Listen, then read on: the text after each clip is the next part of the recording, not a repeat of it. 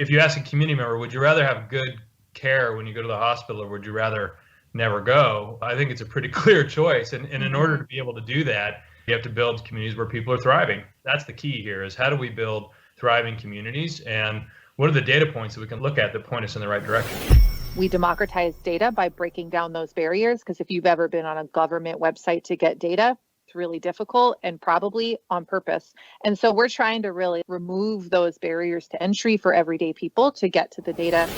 Data can change the world, and the world needs changing. And who wants to wait for perfect before we do that? We will never have all the data. That part's true. I think we have the data that we need. The need will be a little bit different every time we rerun this, but we have the data we need to start making change.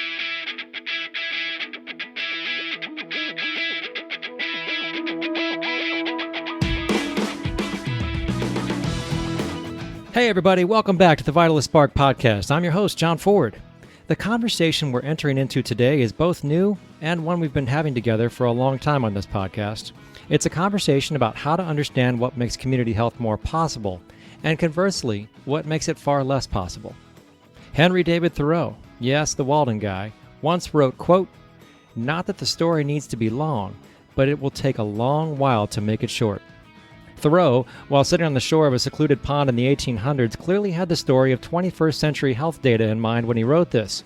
Okay, maybe he didn't, but that quote fits the quest that Vitalyst has been on to share actionable, equitable data insights on community health so well that we're going to repeat it.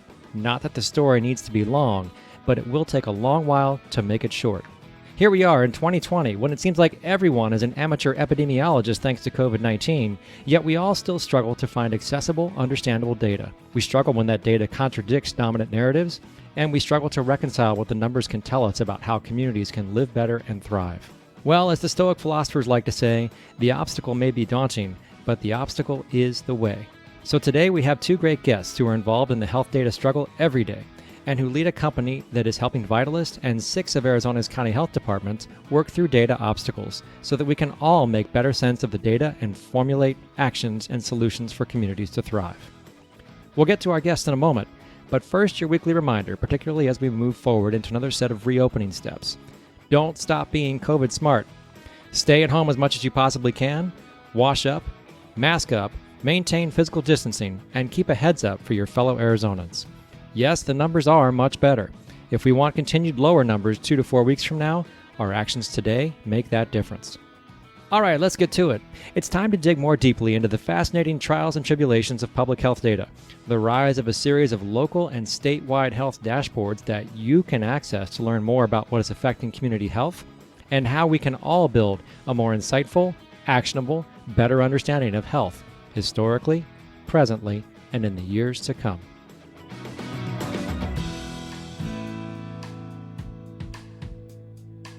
Today, we are talking about the intersection of data and health with two incredible friends of ours. First of all, the CEO of the platform Sidewalk, Mr. Stephen Hardy. Stephen, how are you? I'm doing well, John. Thanks for having me.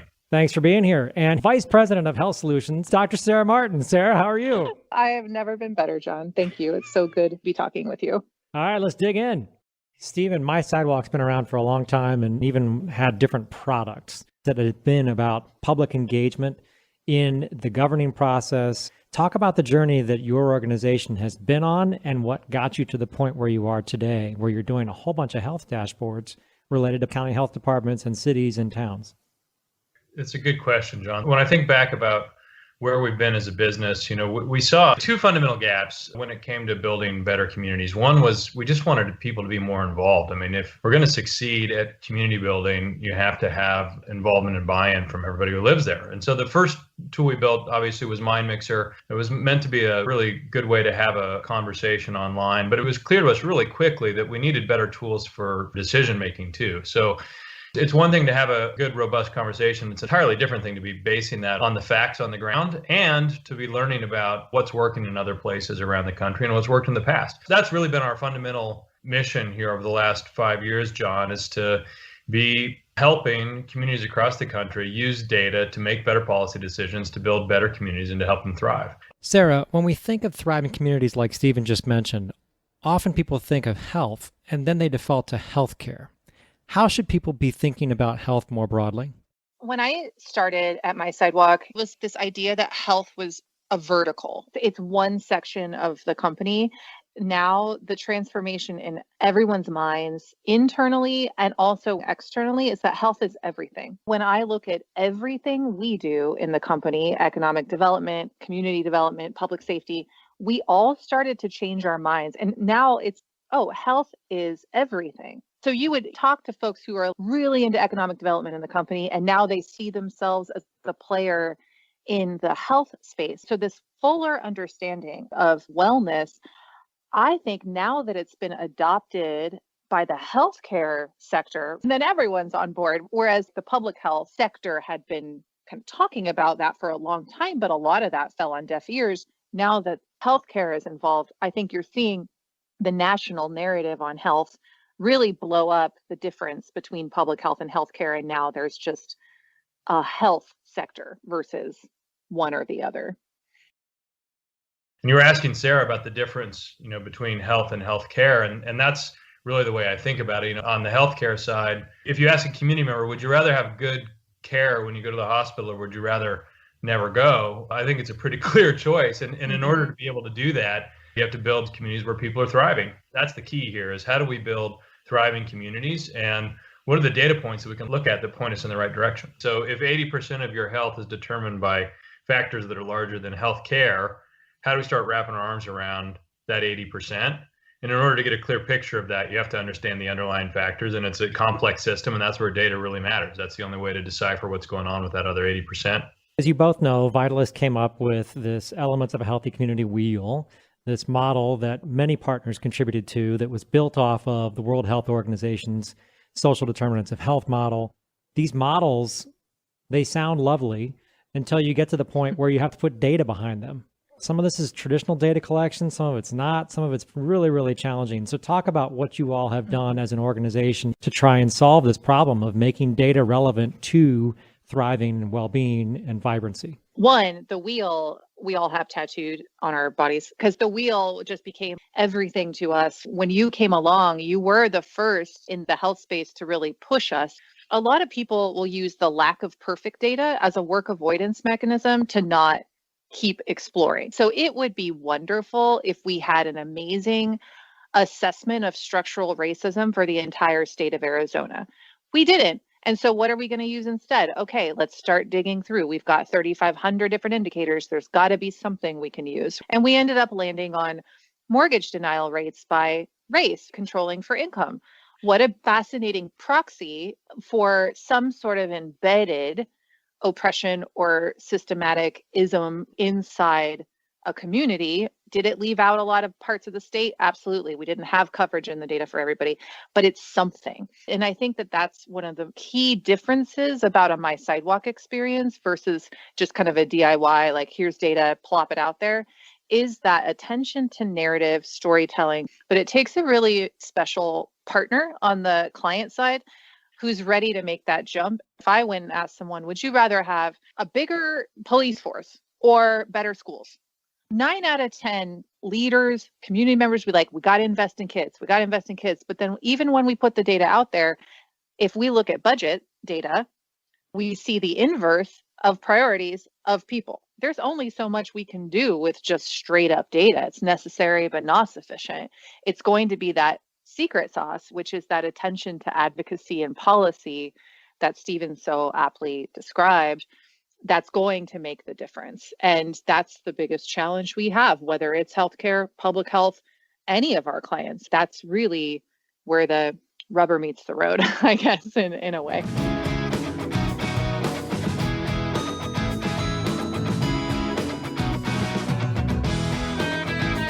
Stephen, here's the really compelling problem or problemtunity, maybe. Most people get it when you show them a map and you say, here's life expectancy by zip code.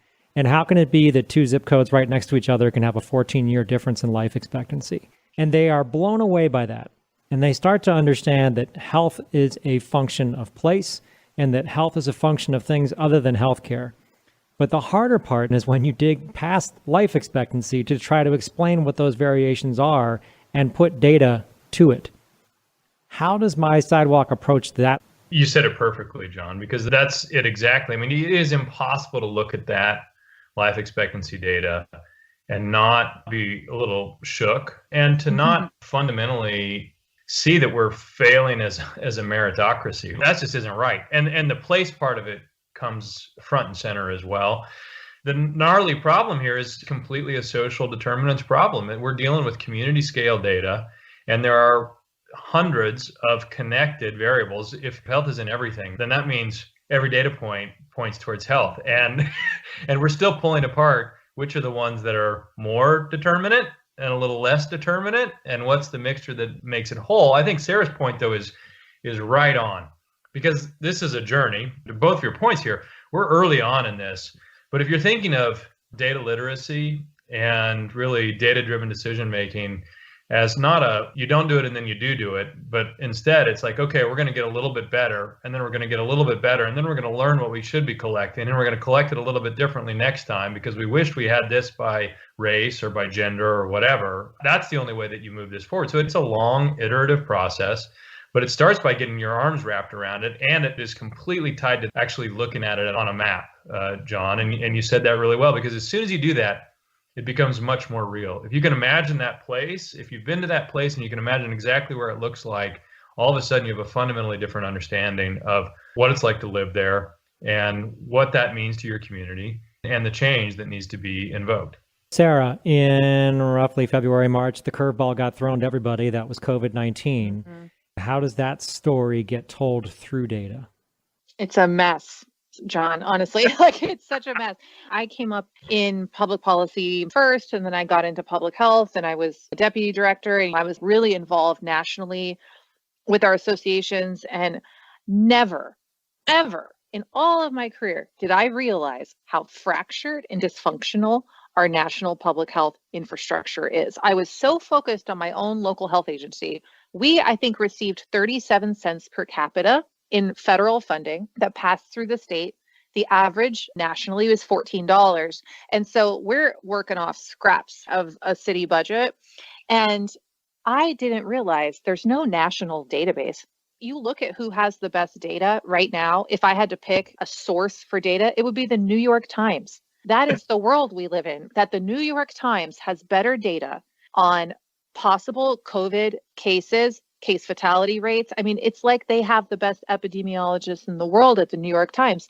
That's unacceptable, that we don't have a system by which information flows freely. Even prior to COVID, if I had a case of E. coli or something, I personally have had E. coli, but I'm saying, like, if I was an epidemiologist and had an E. coli case, I report it to the state. When I go to run my summary statistics for the year, I don't get that data back for 2 years. So you talk about having to make data-driven decision-making as a mayor, governor, what have you, in the moment. There is no such thing as real-time COVID data. And so we're making decisions based on things that happened 2, 3, 4 weeks ago, because you have an incubation period too. So you got to think about all of this. So all that to say, I am so heartened by the successes we see among our customers who are making the best with what they have, but what they have is so little to go off of that we're not even sure how to make data-driven decisions because we don't even know if the data is credible.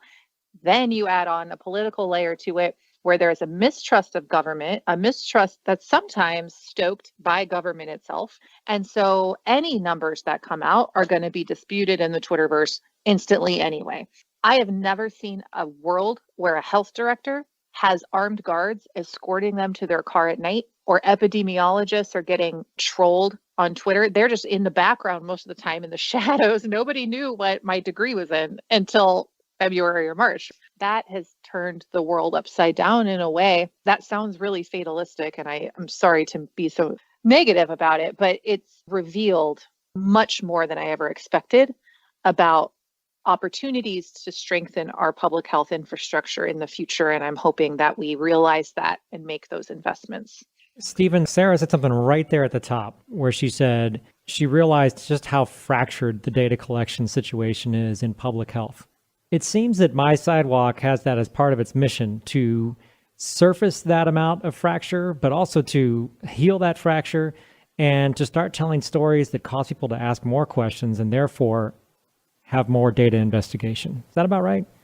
It is. And, the term data silo is almost as old as silos. And it's absolutely what we're trying to do. Because as an example, Sarah and I live in Kansas City, MSA, and that means 2 states, 7 counties, a lot of different opinions. I don't even know how many school districts, and everybody's trying to make decisions on this stuff right now. And the siloed nature of that data is a fracture that we have to figure out how to overcome. And that is fundamental to what we're trying to do, John. And we talk a lot about democratizing data. The first thing you have to do is have good access to it, and that has to be fluid. And so that's absolutely something that has to be healed. Back to the COVID point, though, and maybe some reasons to be optimistic. I do think that there's new attention here to where Sarah was leaving off, that this is going to get better. We've definitely seen what it looks like to be bad, and I do think it's going to get better.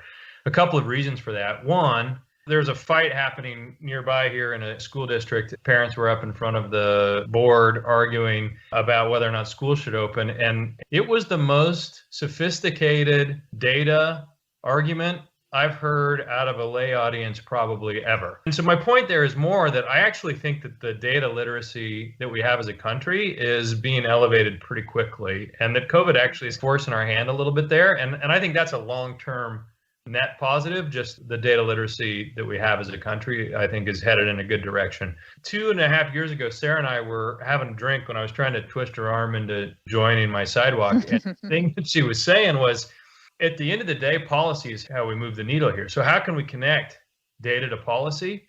And I've actually think we've seen that happen in real time here as a COVID response.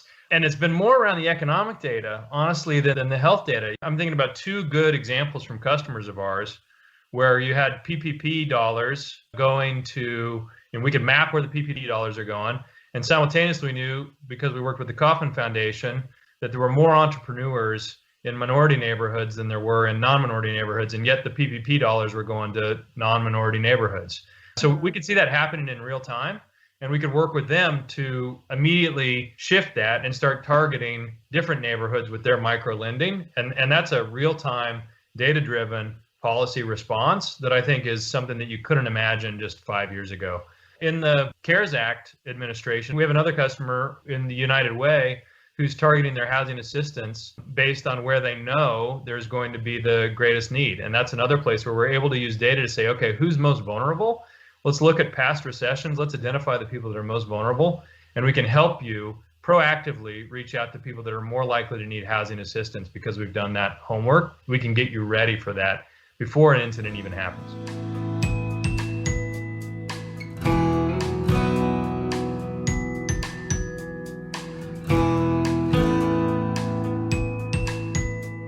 So COVID's not the only thing that's happened in the last 5 to 7 months either. And you've alluded and walked around quite a bit the issues of race and inequality by sort of using that term that we all do in public health, which is vulnerable populations. Talk about 2 issues. One, who chooses what we measure, what we collect, and how we interpret it, and what does that mean regarding race? And 2, which data points do you find are most controversial yet most revealing of the true root causes of inequity when it comes to health? We tend to not use the term vulnerable populations, and I know it's very popular amongst public health powers that be. We try to go one step above that. But the term vulnerability, I think, deflects responsibility of the dominant groups. If we say vulnerable, it kind of sounds a little wishy-washy, like someone is naturally vulnerable, whereas we know that these inequities were created by people. And then there was a certain generation where those things were embedded, so that we tend to say things like oppressed communities, marginalized communities, disinvestment has action words associated with them. Does that fly everywhere? No. So to your point about controversy, we work in communities across the political spectrum. Right there in your own state, we work in places that are very conservative in nature and very liberal in nature. So we have to always be riding the tide of our customers' expectations and not just being so dogmatic about things in our language and our data that we alienate folks who really need to hear what the health organization, whether it's a department or a healthcare agency, has to say. And so one of the data points I think that is most telling that we often use, and we actually just put system-wide. And when I say system-wide, it means it's available to all customers. We democratize data by breaking down those barriers, because if you've ever been on a government website to get data, it's really difficult, and probably on purpose. And so we're trying to really remove those barriers to entry for everyday people to get to the data. Infant and maternal mortality data is collected nationally and is available in our system now. And when you look at those by race, and you can control for income. So if you filter for income, we're talking about affluent, highly educated, Black women who make all the best, and I use that in air quotes, health decisions during pregnancy, who are still at 6 or 7 times higher likelihood of dying in childbirth, which should not happen in an industrialized country. There's a cognitive dissonance when it comes to birth that most people think in America. It should be safe, and it should be very rare that a woman dies in childbirth or that a baby dies. So even when you control for that, 3 to 4 times more likely that that woman will lose her baby, that is really an intersection that we like to call of data that is compelling to people across the political spectrum, across the divide of ideologies. That is where storytelling comes into play as well, because no baby deserves that. No mom deserves that. They're innocent. They're born innocent. That kind of takes away that stigma of, oh, well, those people don't make good choices. Those people aren't educated and that's their fault. When you're talking about a baby dying, all of that's out the window. And so that is where we really try to find those drivers, those emotional drivers in the data that are going to help elevate that story and push it forward. I agree with everything Sarah's saying. There's so much interest right now in having a productive relationship with police departments and their role in building thriving communities. And that's a place where the data that we've collected historically is a little out of whack with the need of the moment. And so, we have customers that are asking us things about excessive force broken out by race, things like that, obviously, that they may be counted some places, but they certainly aren't counted most places. To your question about who decides, a lot of times this stuff's happening at the local level. Those decisions are being made locally, which of course means you can't compare yourself to anybody else. Everybody's kind of counting it on their own. And it's a place where we really need a national agency, or, it doesn't have to be a federal agency. It can be a membership organization or whatever. That the schema there matters a ton. Moments like now really illustrate why it's important to be thoughtful about how you are collecting that data. Well, let's go a little deeper into that, and let's talk specifically about uniform crime reporting. Talk about how those numbers end up the way they are from where they started. On the one hand, it's nice that there are some federal requirements for data reporting, because again, there aren't a lot of national sources for data of that shape.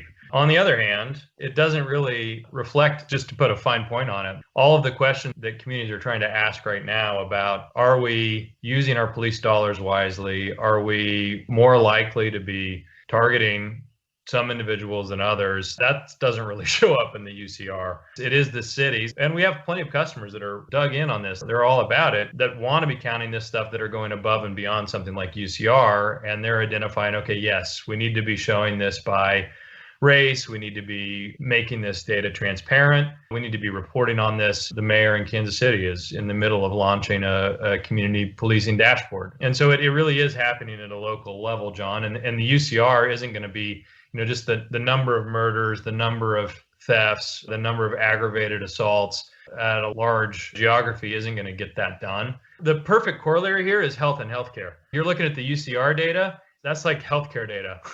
And we're saying, okay, wait a minute. We want to talk about thriving and wellness. How do we get upstream of that? Because all you're counting right now is where there's already an emergency. How do we avoid having that issue in the first place? So a big part of what My Sidewalk does, in addition to creating a much more accessible data flow and democratizing that data, is telling stories with that data. How do you make this stuff real, relatable, and grounded in communities? How does My Sidewalk do that? We are co-creators of story, and we listen as much as we speak. Our first question to them is, what do you love about where you live? What are you trying to accomplish? Who's your audience? And they will say, no software company in the world has ever asked me that question. We're a software company. But if we're going to make a story together, we really have to get down to those roots. It's like if you're sitting around the campfire telling a ghost story, there's a very classic formula for telling stories. We've been doing it since the beginning of time. The hero's journey, there is a challenge and we overcome it, and then everyone lives happily ever after. We're following those same plot devices. We're also taking a lot from social marketing. We work really hard on framing. We have webinars on it. I participated in a fellowship with the Aspen Institute and the De Beaumont Foundation about how you frame public health so other sectors pay attention. Because public health in particular has got a storytelling problem, and they all know it. They come in and often they're lecturing, they're taking things away from you. They're saying you can't drink, you can't smoke, you can't have fun, and nobody wants to pay attention. Whereas the healthcare sector comes in, they've got heroes on the front line. They've got, they're really good at telling stories. Our public safety folks also really good at telling stories, but public health has struggled with that. And so we just take it back to the roots and say, you know what, there's conflict that will be overcome through hard work, dedication, and then we just build a story around that. The data is secondary. Our data is beautiful, wonderful. It's the best data library in the world, but that will fail if we don't have a story around it that's rooted in honesty and co-creation. We work with community health workers, and community health workers have so many amazing insights and stories, and very often they're not tapped for true creation of these community health stories. They could be kind of used, but not actually engaged. And there's a difference between those two things that we try to do the latter instead of the former.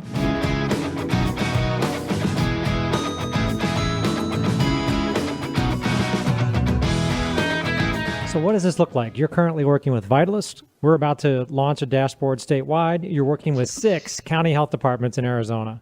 What do these data dashboards look like when people encounter them?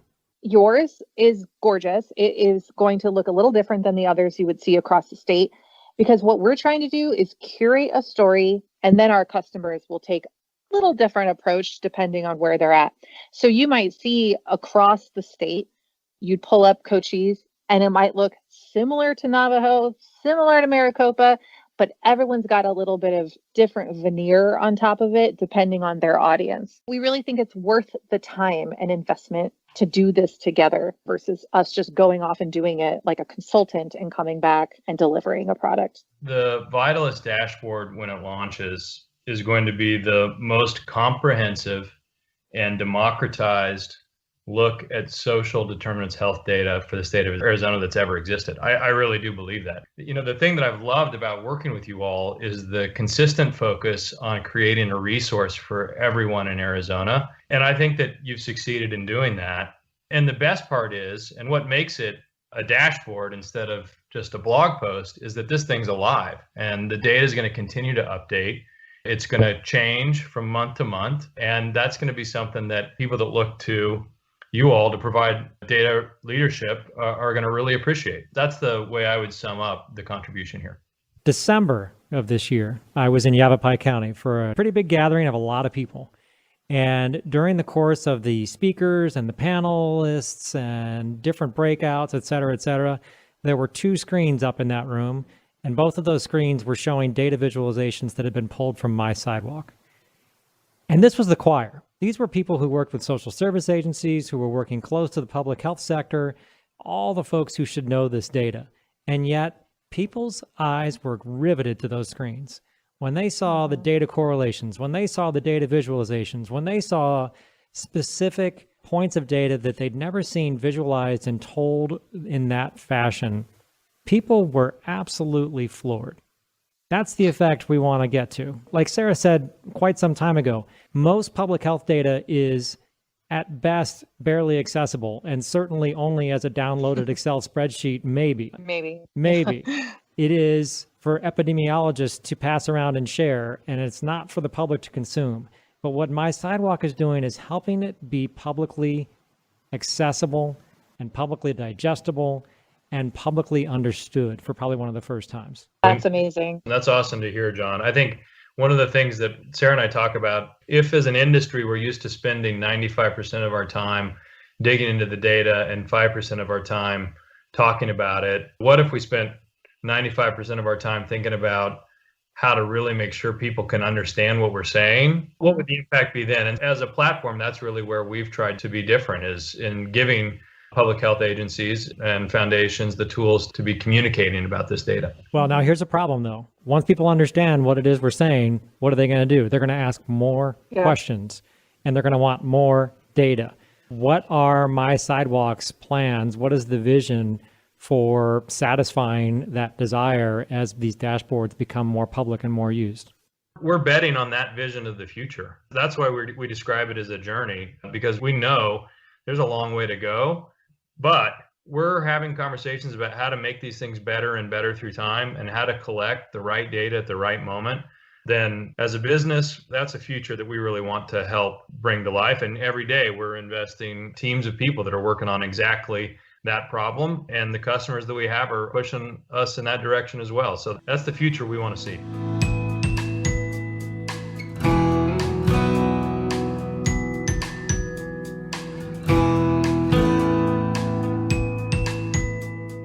Lean back in whatever chair you're in, look up at the sky, pull out your magic wand, wave it around, and think 5 years into the future. In 5 years, what will the impact of this data storytelling platform have been for the state of Arizona and the individual counties that are pursuing more and better health data storytelling? I think the number one indicator of success is going to take a little longer than 5 years, because I'd like to see that life expectancy data start to move, and that's going to be a tough one to get done in 5 years. But what I do expect to be happening in 5 years is what we've been pointing to here, which is that we can use this data to not just to make policy, but to check on the efficacy, to check on the impact of that policy in almost real time. And that is a brand new way to govern, and that's a brand new way to advocate. And I believe that it has the potential to transform communities all across the country. Sarah, how about you? I would hope in 5 years that there is a responsibility felt by a government agency to really pay attention to what's happening locally. Counties are budget strapped, cities are budget strapped. And so I want this to be a statewide effort. I think to the life expectancy part, it's much easier to lose life expectancy years than it is to gain. And I hope, and maybe not in 5 years, but a true national cultural revolution where we start thinking about returns on investment a little bit differently when it comes to health. And I'm going to paraphrase very poorly the Bible, the idea that true leaders plant seeds for trees whose shade they'll never sit in. We got to get something done. We got to move the needle on something in 8 years, 12 years, but that we're really thinking generationally, and hopefully in a little way, the My Sidewalk experience for communities shapes that shift in the narrative. All right, lightning round. True or false? We should wait for data to be perfect, not just act on it when it's good. Sarah? False. False. You guys are really into the quick answers. No reasons why? False. You're going to wait forever. There is no such thing as perfect data. We have to just move forward. Sarah says it best. Data can change the world, and the world needs changing. And who wants to wait for perfect before we do that? True or false? We should never act on what just makes sense. We should always wait for data to tell us what to do. I say false. Again, I'm somebody who thinks you're better off doing something than nothing. Now, that doesn't mean that you shouldn't be looking for data every time, but sometimes you have to do something before you have the data to know whether or not it was the right move. Sarah? False. Governance and policy is not devoid of morals, and some things are just right to do. And if we lose that, we lose our soul. Final question, true or false? We will never have all the data we need. Sarah? True. So do you know Buddhist monks sleep with this bowl upside down next to their bed to remind them that they could die in the night? They are at peace with the idea that death is real. And we have to be at peace with the idea that we will never have all the answers to all of our questions. Stephen, true or false? We will never have all the data we need. I'm going to say false, but basically for the same reason that Sarah said true.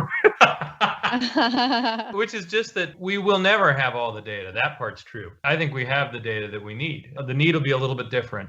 every time we rerun this, but we have the data we need to start making change. So that's the way I would frame it.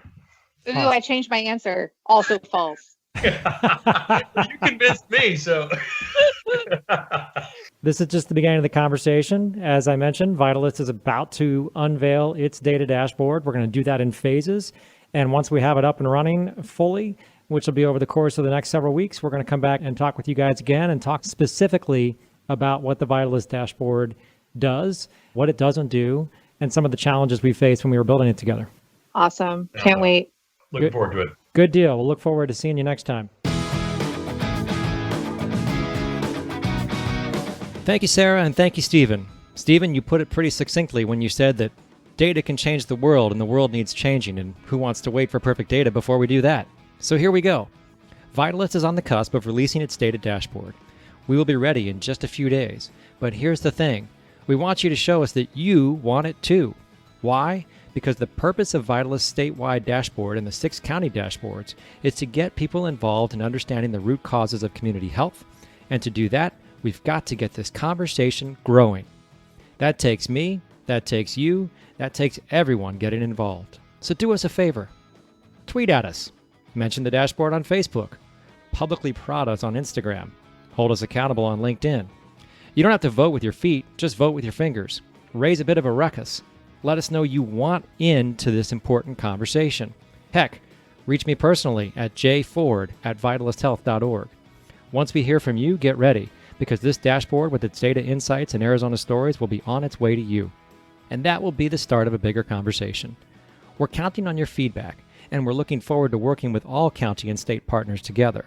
Like the Stoics opine, the data obstacle is the way. And like Thoreau wrote, it will take a while to make the story known, understood, and therefore short. At Vitalyst, we're excited, and we're up for the quest. Sarah and Stephen will be back in a few weeks, and our COVID-19 Roundtable will be back next week. In the meantime, don't hesitate to delve into our back catalog of episodes. And please tune into and share our Census 2020 update, episode number 41. We only have a handful of weeks before the census count deadline of September 30th, and Arizona simply cannot afford to be undercounted like it was in 2010. 1 or 2 new congressional seats depend on an accurate count, as do billions of federal dollars over the coming decade. Check in with friends, family, and acquaintances. Help everyone living in Arizona get counted. Beyond that, we've got a terrific and insightful LGBTQ communities conversation that you've got to hear. And as one of our hottest summers continues, we've got a 2-part series on heat and climate change. Plus, episodes on food, affordable housing, first responders, and the art and practice of storytelling. In other words, the Vitalist Spark has got you covered, with great guests, insightful content, and probably 1 or 2 bad jokes. There is so much more to explore related to community health and well-being among our more than 40 episodes so far, including guests from across the state and national experts too. Visit us on the web at vitalysthealth.org/podcast. Check out all of our current and past episodes on Spotify, or simply reach into that podcast app you're using right now and select another show to find out what's going on related to health and well-being in Arizona. That's it for this episode. The takeaways from this dialogue belong at the family dinner table as much as they do in your place of business, in city and town halls, and in the domains of healthcare and public health. So please, share this independent episode far and wide. Subscribe to the Vitalist Spark podcast to get notified as soon as new episodes are released. Or listen to the Vitalist Spark just like you listen to your favorite music on Spotify. Give us your feedback wherever you get your podcasts, or you can also give us your input the old-fashioned way. Your corrections, complaints, and compliments. They're all welcomed by emailing us at feedback@vitalysthealth.org. Finally, remember this. With great responsibility comes great power.